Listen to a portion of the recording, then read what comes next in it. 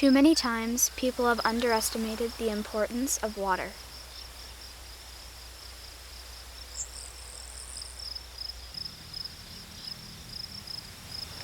All the plants shown require large amounts of water to survive.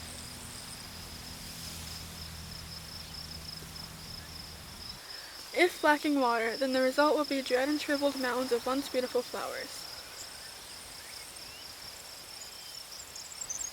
With sufficient amounts of water, flowers, trees, and bushes will be flourishing.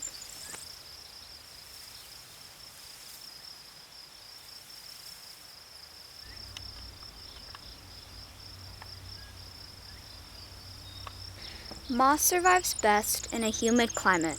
They can also grow in hot, dry climates, but they become dormant and do not spread. Moss is like a natural sponge. It soaks up rain and helps keep climates humid.